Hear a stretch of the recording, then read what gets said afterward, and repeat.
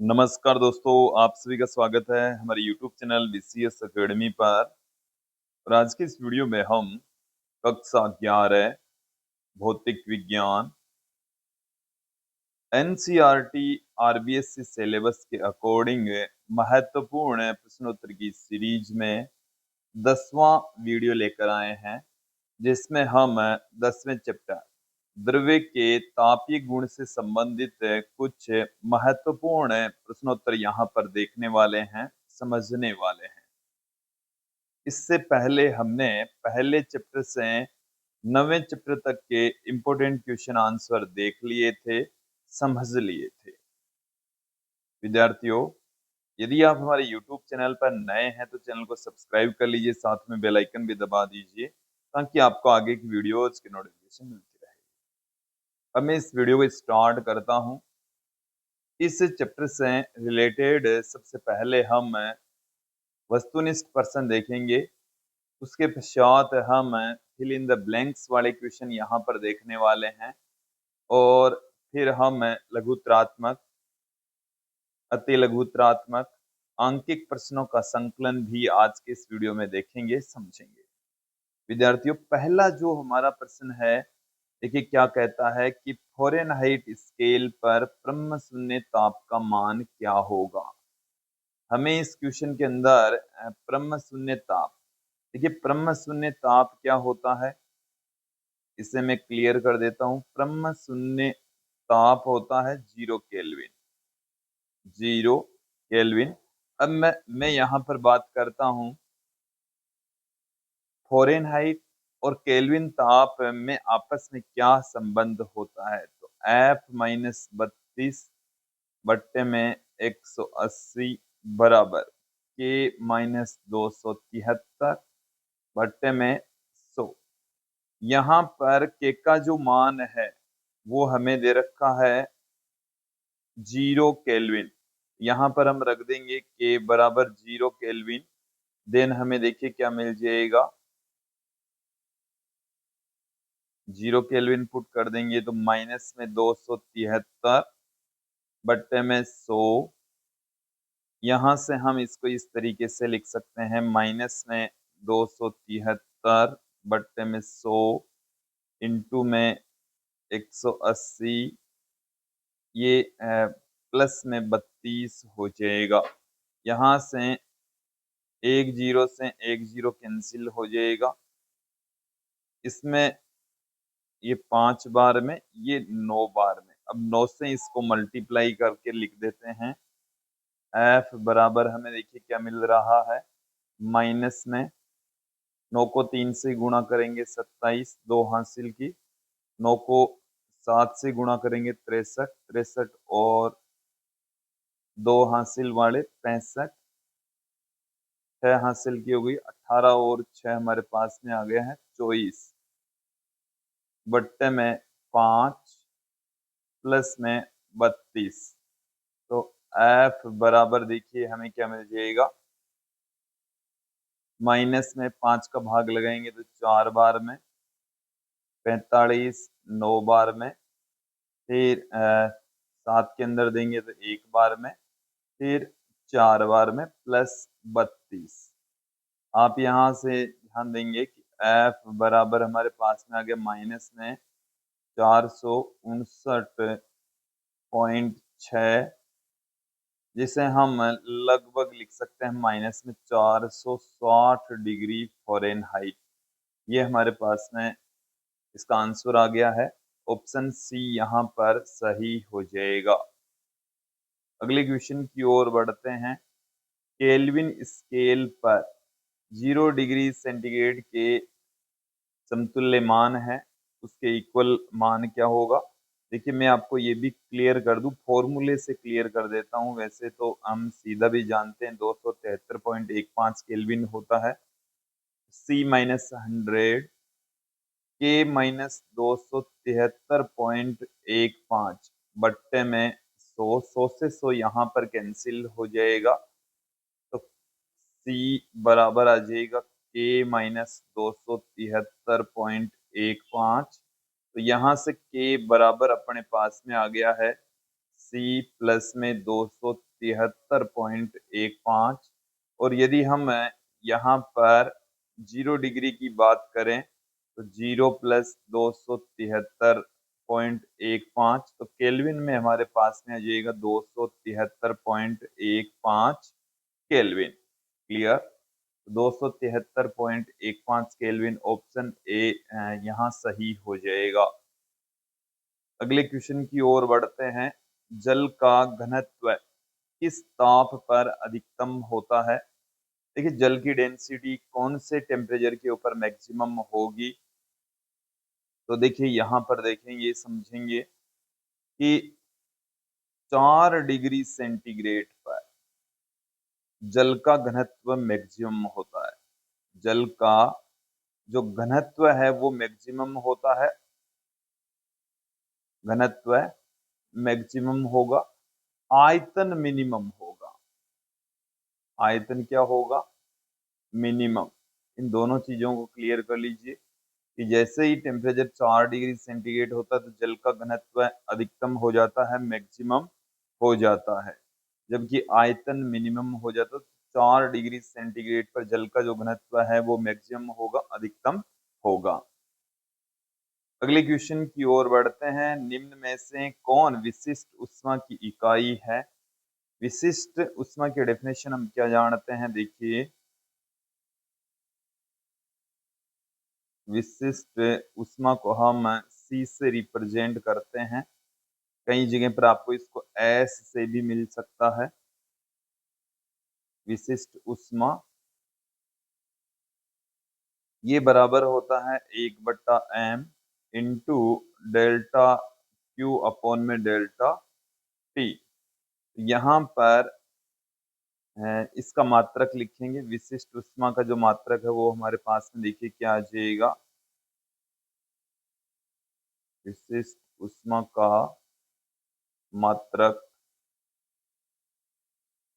1/m, m का मात्रक हो जाएगा किलोग्राम, डेल्टा Q इसका मात्रक हो जाएगा जूल, डेल्टा T इसका मात्रक हो जाएगा डिग्री सेंटीग्रेड। तो जूल प्रति किलोग्राम प्रति डिग्री सेंटीग्रेड, ऑप्शन बी यहाँ सही होने वाला है। अगले क्वेश्चन की ओर बढ़ते हैं। पानी का त्रिक बिंदु है। पानी का त्रिक बिंदु ताप कितना होता है? ये त्रिक बिंदु वह ताप होता है जिस पर पदार्थ की तीनों अवस्थाएं एक साथ पाई जाती है। तो Tr ये हमारे पास में 0.01 डिग्री सेंटीग्रेड। यदि इसको आप केल्विन में कन्वर्ट करना चाहें तो 273.15 इसमें जोड़ दीजिए, ये केल्विन में आ जाएगा। तो 273.16 केल्विन है जल का त्रिक बिंदु ताप होता है। ये ऑप्शन नहीं होगा, केल्विन वाला होगा। तो ऑप्शन बी यहाँ पर सही होने वाला है। अगले प्रश्न की ओर बढ़ते हैं। एक झील की जल सतह का ताप 2 डिग्री सेंटीग्रेड, झील की तली का तो ताप कितना होगा? वो 4 डिग्री सेंटीग्रेड ही बना रहेगा और उसी वजह से ही जमी हुई झील की सतह के नीचे जलीय जीव है वो जिंदा रह पाते हैं। अगले क्वेश्चन की ओर बढ़ते हैं। इंजन के रेडिएटरों को ठंडा करने के लिए जल का उपयोग किया जाता है क्योंकि जल की जो विशिष्ट ऊष्मा है वो उच्च होती है, अर्थात ये गर्म होने में ज्यादा ऊष्मा ग्रहण करता है और ठंडा होने में भी अधिक ऊष्मा उत्सर्जित करता है। तो ये देरी से ही गर्म होगा और देरी से ही ठंडा होगा। इसी कारण से इंजन के रेडिएटर में जल का प्रयोग करते हैं क्योंकि इसकी विशिष्ट ऊष्मा उच्च होती है। फिर अगला क्वेश्चन है, सिंपल सा प्रश्न है। शुष्क बर्फ है। शुष्क बर्फ ठोस कार्बन डाइऑक्साइड है। ठोस कार्बन डाइऑक्साइड, ऑप्शन डी यहाँ पर सही हो जाएगा। अगले क्वेश्चन की ओर बढ़ते हैं कि किसी वस्तु के ताप को 1 केल्विन से बढ़ाने के लिए आवश्यक ऊष्मा कहलाती है। हमारे पास में कोई वस्तु है उसका टेम्परेचर 1 केल्विन से यदि हम बढ़ा दें तो उस भौतिक राशि को हम विशिष्ट ऊष्माधारिता कहते हैं। ऊष्माधारिता की जो डेफिनेशन है वो हमें इस क्वेश्चन के अंदर दी हुई है। ये होता है डेल्टा क्यू अपॉन में डेल्टा टी। यहाँ पर डेल्टा टी है वो यदि आप क्या कर दें 1 केल्विन, तो ऊष्माधारिता है वो ही डेल्टा क्यू होगी।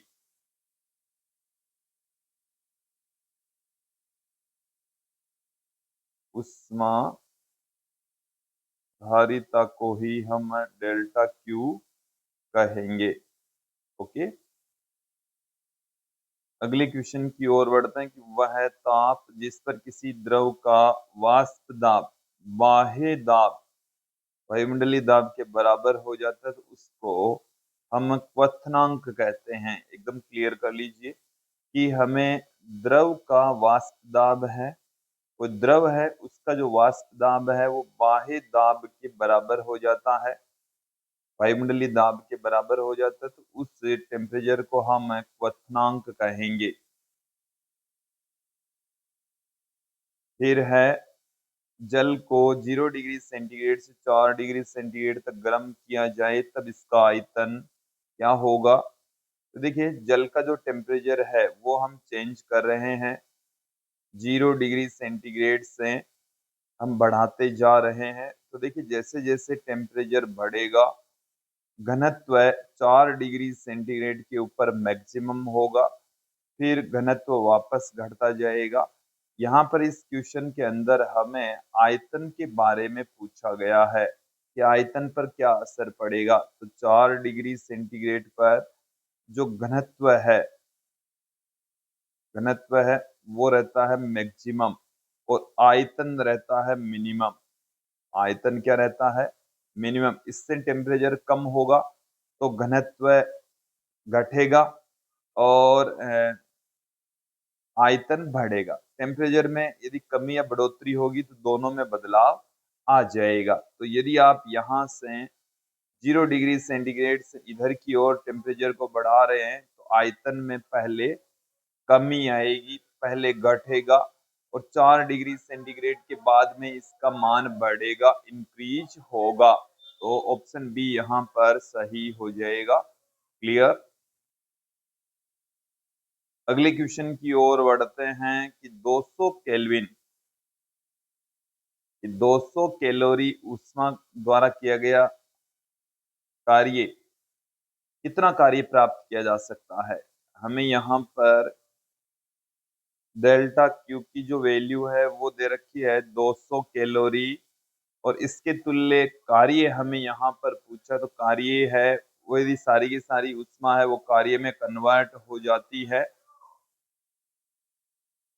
तो यहाँ पर आप देखेंगे कि डेल्टा क्यू की जो वैल्यू है वो हमें दे रखी है 200 कैलोरी, तो उतना ही हमें कार्य प्राप्त होगा। बट यहाँ पर कार्य की जो यूनिट है वो कैलोरी में नहीं दे रखी, तो इसे हम कन्वर्ट कर लेंगे। मैं यहाँ पर आपको क्लियर कर दूं, 1 कैलोरी बराबर होता है 4.2 जूल।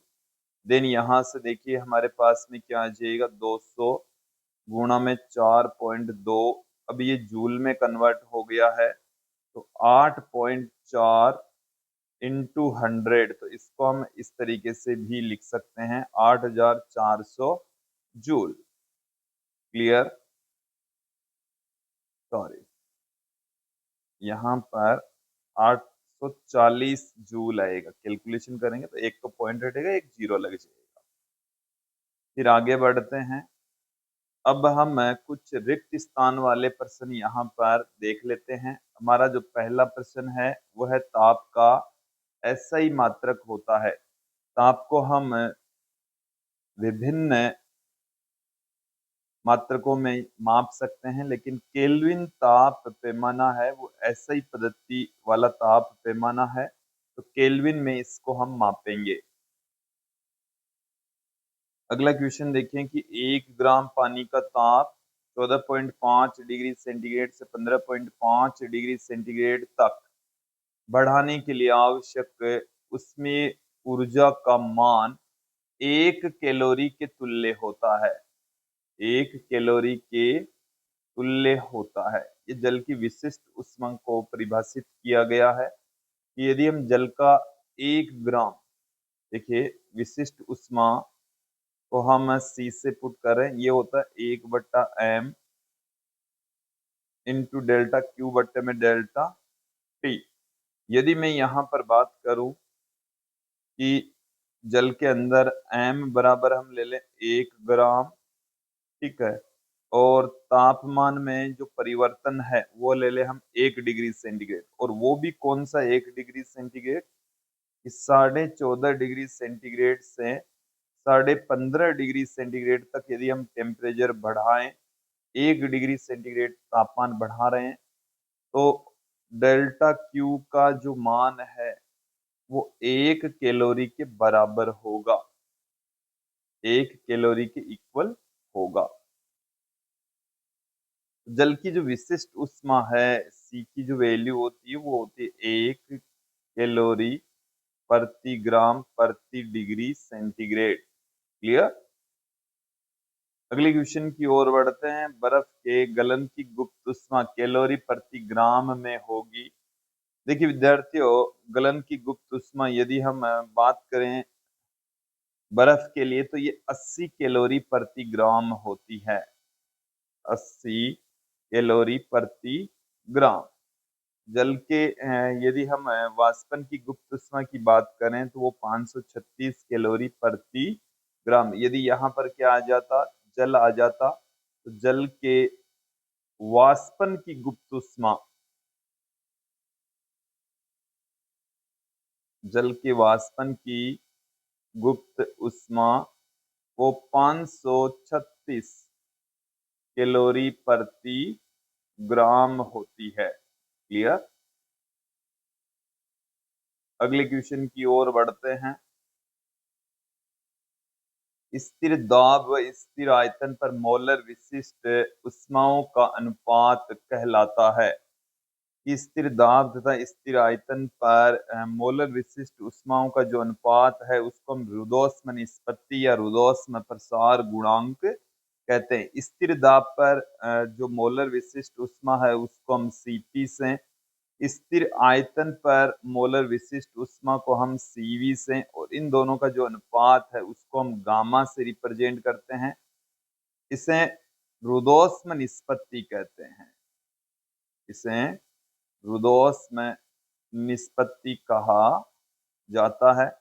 इसे हम रुद्धोष्म प्रसार गुणांक भी कह देते हैं, रुद्धोष्म प्रसार गुणांक, रुद्धोष्म प्रसार गुणांक भी इसको कहा जाता है, गामा से रिप्रेजेंट करते हैं। तो यहाँ पर हमारे पास में आ जाएगा रुद्धोष्म निष्पत्ति आप कर सकते हैं, रुद्धोष्म प्रसार गुणांक भी आप लिख सकते हैं। क्लियर। अगले क्वेश्चन की ओर बढ़ते हैं। देखिए ठोसों में केवल विधि द्वारा ऊष्मीय संचरण संभव है। तो देखिए ऊष्मा के संचरण की विभिन्न विधियां हैं, चालन विधि है, सहवन है, विकिरण है, लेकिन ठोसों के अंदर केवल चालन विधि द्वारा ही ऊष्मा का संचरण होता है। तो यहाँ पर आ जाइएगा, केवल चालन विधि द्वारा ही होता है। कौन सी विधि द्वारा होता है? चालन विधि के द्वारा ही ऊष्मा का संचरण होता है। क्लियर। फिर आगे बढ़ते हैं। ताप प्रवणता से आप क्या समझते हैं? देखिए अगला अति लघुत्रात्मक प्रश्न है। ताप प्रवणता से आप क्या समझते हैं? तो दो समतापी पृष्ठों के बीच की दूरी के साथ ताप परिवर्तन की दर को हम ताप प्रवणता कहते हैं। चलिए मैं डेफिनेशन आपके सामने रख देता हूं। हमारे पास में दो समतापी पृष्ठ हैं, दो समतापी पृष्ठों के बीच की दूरी के साथ दूरी के साथ ताप परिवर्तन, ताप परिवर्तन की दर को ताप प्रवणता कहते हैं। ताप प्रवणता कहते हैं, ताप प्रवणता कहा जाता है। देखिए, ताप प्रवणता है दूरी के साथ में ताप में परिवर्तन की दर। डेल्टा टी अपॉन में डेल्टा अक्स से हम रिप्रेजेंट कर सकते हैं। अगले क्वेश्चन की ओर बढ़ते हैं। गुप्त उष्मा क्या होती है, इसका मात्रक लिखिए। तो देखिए, गुप्त उष्मा है अवस्था परिवर्तन के लिए आवश्यक उष्मा। यदि हम पदार्थ को एक रूप से दूसरे एक अवस्था से दूसरी अवस्था में भेज रहे हैं, कन्वर्ट कर रहे हैं, तो उसके अंदर खर्च होने वाली जो उष्मा है उसको हम गुप्त उष्मा कह रहे हैं। चलिए डेफिनेशन में आपके सामने रख देता हूं। अवस्था परिवर्तन के लिए आवश्यक उष्मा, तो किसी पदार्थ की अवस्था परिवर्तन के लिए आवश्यक उष्मा होती है। परिवर्तन के लिए आवश्यक उष्मा, आवश्यक उष्मा गुप्त उष्मा कहलाती है। इसे L से रिप्रेजेंट करते हैं और L बराबर होता है Q बट्टे में M। Q बट्टे में M, तो यहां से L का जो मात्रक है देखिए क्या आ जाएगा, Q जूल प्रति किलोग्राम। जूल प्रति किलोग्राम इसका मात्रक आ जाएगा। फिर अगला जो प्रश्न है, त्रिक बिंदु किसे कहते हैं? तो त्रिक बिंदु किसे कहा जाता है? तो जहां पदार्थ की तीनों अवस्थाएं, जहां पदार्थ की तीनों अवस्थाएं एक साथ मौजूद, पदार्थ की तीनों अवस्थाएं, तीनों अवस्थाएं जैसे ठोस, द्रव व गैस, एक साथ साम्य में हो, एक साथ साम्य में हो, तो उसको हम त्रिक बिंदु कहते हैं। त्रिक बिंदु ताप दाब कहा जाता है। फिर विशिष्ट ऊष्माधारिता की परिभाषा। विशिष्ट ऊष्माधारिता को C से रिप्रेजेंट करते हैं 1/m डेल्टा Q अपॉन में डेल्टा T। यदि हम m का मान ले लें, इकाई मतलब 1 किलोग्राम ले लें, डेल्टा T का मान ले लें हम 1 केल्विन या 1 डिग्री सेंटीग्रेड, तो जो C है वही है डेल्टा Q। यहां से इसकी डेफिनेशन हमें मिल जाएगी कि प्रति एकांक द्रव्यमान का, प्रति एकांक द्रव्यमान का प्रति डिग्री सेंटीग्रेड, प्रति डिग्री सेंटीग्रेड, प्रति डिग्री सेंटीग्रेड ताप बढ़ाने के लिए आवश्यक उष्मा, ताप बढ़ाने के लिए आवश्यक उष्मा, ताप बढ़ाने के लिए आवश्यक उष्मा विशिष्ट उष्मा कहलाती है। विशिष्ट उष्मा कहलाती है। ये इसकी डेफिनेशन हो गई है। फिर आगे बढ़ते हैं। उसमें संचरण की सहवन विधि से आप क्या समझते हैं? उसमें संचरण की सहवन विधि से आप क्या समझते हैं? तो देखिए, उष्मा संचरण की विभिन्न विधियां है। उसमें जो सहवन है, इसमें क्या होता है, उष्मा का उच्च ताप से निम्न ताप की ओर संचरण होता है, माध्यम के कणों द्वारा होता है। माध्यम के कण स्वयं माध्यम के कण स्वयं गति करते हैं, माध्यम के कण स्वयं उच्च ताप से निम्न ताप की ओर उष्मा का प्रवाह करते हैं, उष्मा का प्रवाह करते हैं। मतलब ये कण है वो खुद गति करते हैं, उसको हम सहवन कहते हैं।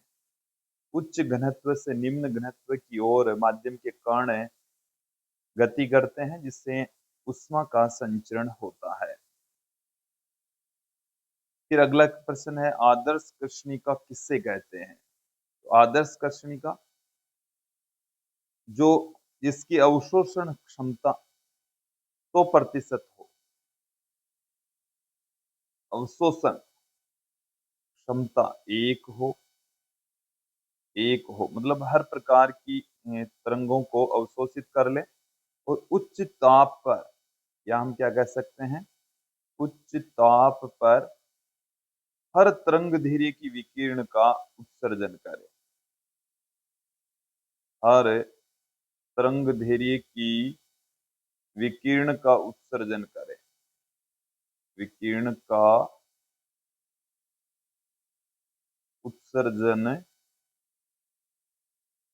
करें, आदर्श कर्षणिका कहलाती है। आदर्श कर्षणिका कहलाती है, तो हम आदर्श कर्षणिका कहते हैं। अगले क्वेश्चन की ओर बढ़ते हैं। उस ताप का मान लिखिए जो फ़ारेनहाइट तथा केल्विन पैमाने पर समान होता है। दोनों सेम हो जाएंगे। तो देखिए यहाँ पर फ़ारेनहाइट और केल्विन ताप पैमाने के बीच में आपस में क्या संबंध होता है, ये हमारे पास में रिलेशन होता है दोनों के बीच में। अब हम F और K दोनों को इक्वल पुट कर दें, तो F माइनस 32 बट्टे में 180 बराबर F माइनस 273 बट्टे में 100। एक जीरो से एक जीरो कैंसिल हो जाएगा, इसमें ये 5 बार में, इसमें ये 9 बार में। तो देखिए क्या आ जाएगा, 5 से इधर मल्टीप्लाई कर देते हैं, 5F माइनस 160 बराबर 9F माइनस 9 से इसको गुणा कर देते हैं, 27 63 65, ये आ गया हमारे पास में। तो इसको हम इस तरफ ले आते हैं, 2457 माइनस 160 बराबर 9F माइनस 5F। तो यहाँ से ये आ गया हमारे पास में 4F बराबर अपने पास में देखिए कितना निकल कर आता है, 7 9 ये आ गया हमारे पास में। तो F बराबर देखिए क्या मिल रहा है, 4 5 बार में चला जाएगा, फिर 7 बार में चला जाएगा, एक कहीं ना कहीं हमने कैलकुलेशन में गलती की है, एक बार दोबारा देखेंगे इसको।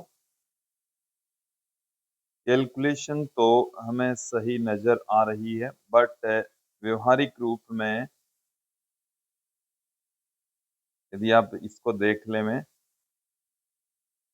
ये पॉसिबल है, बिल्कुल इस रूप में है, ये हमारे पास में इसका आंसर आ जाता है।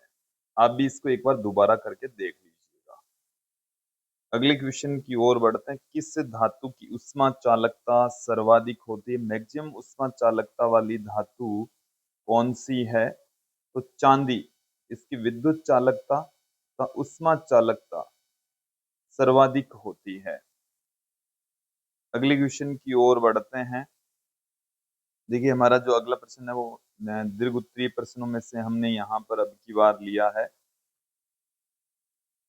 कि न्यूटन के शीतलन के नियम को लिखिए एवं इसके लिए आवश्यक प्रतिबंध भी बतलाइए। देखिए, न्यूटन का शीतलन का जो नियम है वो आसान सा है कि किसी वस्तु के ठंडा होने की दर या शीतलन की जो दर है वो परिवेश तथा वस्तु के तापांतर के समानुपाती होती है। चलिए मैं नियम आपके सामने रख देता हूं। नियम क्या है कि किसी वस्तु के ठंडे होने की दर या शीतलन की दर, किसी वस्तु के ठंडे होने की दर, या इसको हम कह सकते हैं शीतलन की दर। शीतलन की दर वस्तु व परिवेश के तापांतर के समानुपाती होती है। परिवेश के तापांतर के समानुपाती होती है। ये नियम है।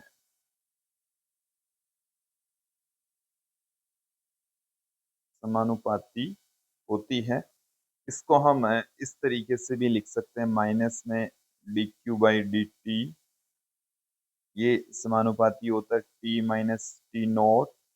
इससे आप इस तरीके से भी लिख सकते हैं dq/dt बराबर माइनस में k t-t0। t0 यहाँ पर प्रवेश का ताप है, t वस्तु का ताप है, k यहाँ पर शीतलन नियतांक है, कांस्टेंट है। क्लियर? या इसको हम इस तरीके से भी कह सकते हैं, इसको एक दूसरे रूप में भी हम लिख सकते हैं, ताप गिरने की दर dt/dt। ये कैपिटल T है वो ताप को रिप्रेजेंट कर रहा है, स्मॉल t है वो समय को रिप्रेजेंट कर रहा है।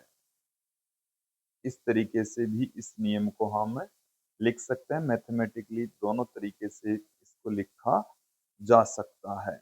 ओके, अब देखिए थोड़ी सी मैं यहाँ पर बात करता हूँ इसके लिए आवश्यक शर्तों की। देखिए आवश्यक शर्तें कौन कौन सी है।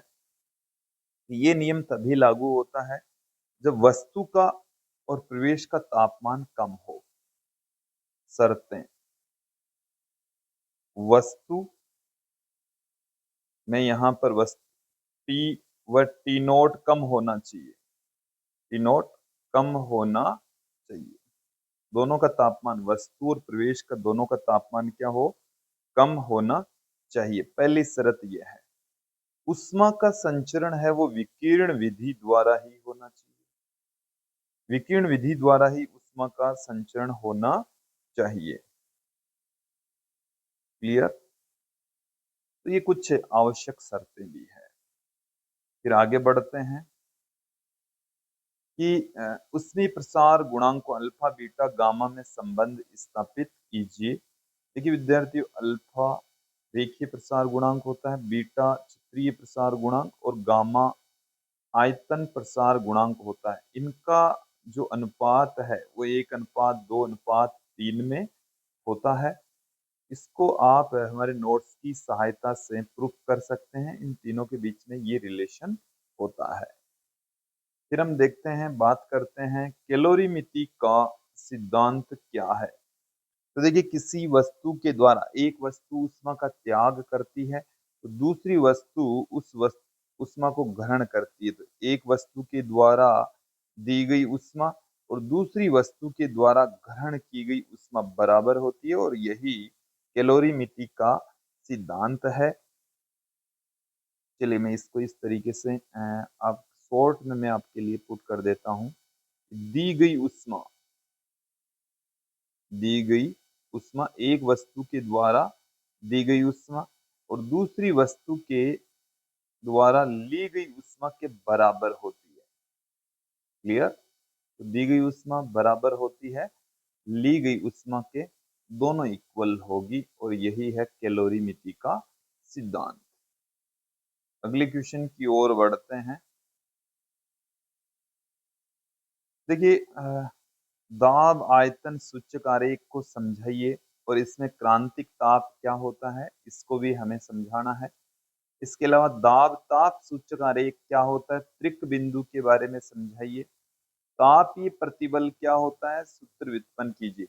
ये क्वेश्चंस आपको हमारे नोट्स में एज इट इज मिल जाएंगे, आप हमारे नोट्स की सहायता ले सकते हैं, वहां से आप इनको देख सकते हैं, समझ सकते हैं।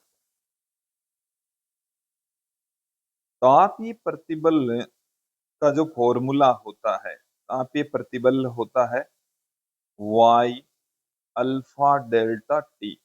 y यंग प्रत्यास्थ गुणांक है, अल्फा रेखीय प्रसार गुणांक है, और डेल्टा टी है ये ताप में वृद्धि है। क्लियर? तो इसकी भी आप व्युत्पत्ति नोट्स देखकर कर सकते हैं, समझ सकते हैं। अगले क्वेश्चन की ओर बढ़ते हैं। कुछ हम आंकिक प्रश्नोत्तर यहाँ पर ले लेते हैं।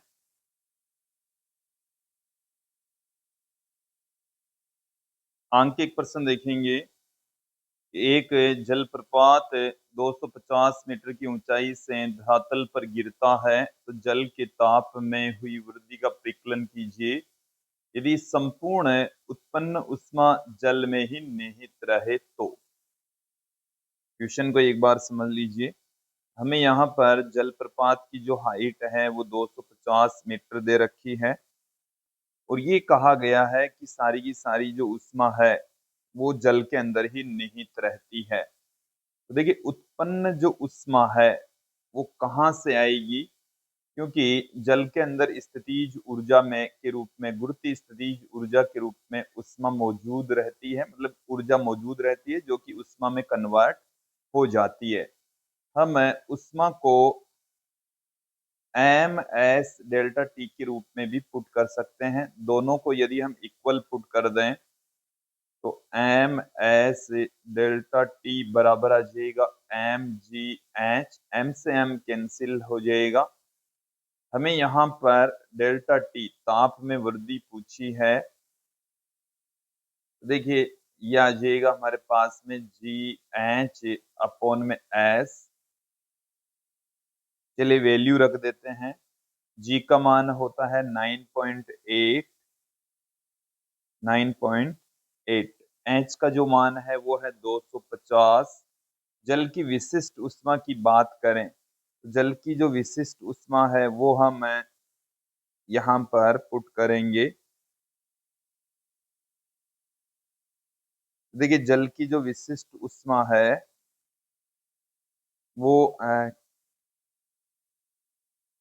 जल की विशिष्ट उष्मा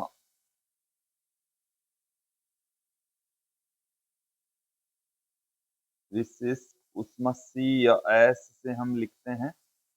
ये हमारे पास में होती है 1 कैलोरी प्रति ग्राम प्रति डिग्री सेंटीग्रेड। देखिए, इसमें हम 4.2 जूल, और यदि हम यहाँ पर इसको कन्वर्ट कर दें ग्राम को किलोग्राम में तो 1000 से ऊपर गुणा करना पड़ेगा, तो 4.2 गुणा 10 की घात 3 जूल बट्टे में किलोग्राम प्रति केल्विन या डिग्री सेंटीग्रेड, ये हमारे पास में आएगा। तो यहाँ पर वैल्यू पुट कर देते 4.2 गुणा 10 की घात 3। इधर तो यहाँ से जब आप कैलकुलेट करेंगे तो 0.59 डिग्री सेंटीग्रेड आपको प्राप्त हो जाएगा। कैलकुलेशन करते ही आपको इसका फाइनल आंसर प्राप्त हो जाएगा। अगले क्वेश्चन की ओर बढ़ते हैं। देखिए क्या है कि यदि सूर्य 5987 केल्विन पर अधिकतम ऊर्जा उत्सर्जित करता है तो सूर्य को कर्षणिका मानते हुए अधिकतम ऊर्जा स्पेक्ट्रम का तरंग दैर्घ्य ज्ञात कीजिए। हम इसमें वीन का विस्थापन नियम यूज में लेंगे। वीन का विस्थापन का नियम, वीन का विस्थापन का नियम, वीन का जो विस्थापन का नियम है वो हमें देखिए क्या कहता है, लेमड़ा एम इंटू टी बराबर स्मॉल बी। यहाँ पर हमें लेमड़ा एम पूछा है तो बी बट्टे में कैपिटल टी। बी की वैल्यू हमें क्वेश्चन के अंदर 2.898 इंटू 10 द पावर 3 दे रखी है मीटर इंटू केल्विन। टी का जो मान है वो 5987। कैलकुलेशन करेंगे तो हमारे पास में इसका आंसर 4840 गुणा 10 की घात -10 मीटर, जिससे हम 4840 एंगस्ट्रॉम फुट कर सकते हैं। अगले प्रश्न की ओर बढ़ते हैं। देखिए अगला जो हमारा क्वेश्चन है वो क्या कहता है कि चाय के एक कप का तापक्रम 1 मिनट में घटकर 80 डिग्री सेंटीग्रेड से 60 डिग्री सेंटीग्रेड होता है। इसके वातावरण का तापक्रम 30 डिग्री सेंटीग्रेड है, तो तापक्रम में 60 डिग्री से 50 डिग्री तक होने में कितना समय लगेगा? इस टेम्परेचर को डिक्रीज होने के अंदर कितना टाइम लगने वाला है, वो हमें यहाँ पर इस क्वेश्चन के अंदर पूछा गया है। तो यहाँ पर देखिए क्या करना है हमारे को। हम एक रिलेशन जानते हैं, T1 माइनस T2 बट्टे में स्मॉल t, ये बराबर होता है K T1 प्लस T2 बट्टे में 2 माइनस T0। यहां से हमारे पास में K की वैल्यू आ जाएगी T1 माइनस T2, तो T1 माइनस T2 तो 80 माइनस 60, और ये है 1 मिनट, मिनट में ही आएगा। तो आंसर जब हम निकालेंगे तो यहाँ पर यदि मैं मिनट में पुट कर दूं या सेकंड में पुट कर दीजिए, 60 सेकंड पुट कर देता हूं मैं, बराबर के T1 प्लस T2, तो 80 प्लस में 60 बट्टे में हमारे पास में है 2 माइनस में 30। एक की वैल्यू यहाँ से निकल जाएगी। देखिए तो ये आ गया 20 बट्टे में 60 बराबर के 70 माइनस 30। 10 से 10, ये 1/3 आ गया। के बराबर आ गया है 40 बट्टे में ये 40 नीचे जाएगा, 1/3 इंटू 40, तो के का जो मान है वो 1/120 आ गया। दूसरी स्थिति के अंदर इसी को ही हम यूज में लेंगे। दूसरी स्थिति के अंदर देखिए हमें यहाँ पर क्या बता रखा है,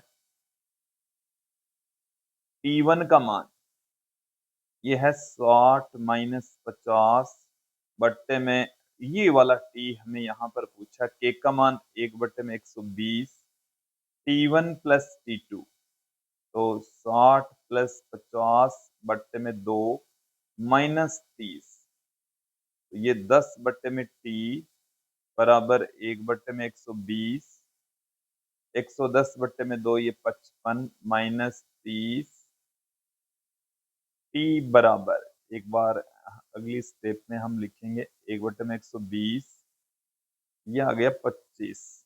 तो टी बराबर देखिए हमारे पास में क्या आ जाएगा, 10 गुणा में 120 बट्टे में 25, बट्टे में आ गया हमारे पास में 25। तो 5 का भाग इसमें 5 बार में, इसमें 2 बार में, ये हमारे पास में 24 बार में, तो यहाँ से 48 सेकंड आ जाएगा। क्लियर? इसका फाइनल आंसर हमें प्राप्त हो जाएगा। तो विद्यार्थियों ये थे कुछ इंपॉर्टेंट क्वेश्चंस जो हमने द्रव्य के तापीय गुण से लिए हैं। मुझे उम्मीद है कि ये आपको अच्छे से समझ में आए होंगे। आज के इस वीडियो में इतना ही। नेक्स्ट वीडियो में हम फिर मिलेंगे। धन्यवाद दोस्तों।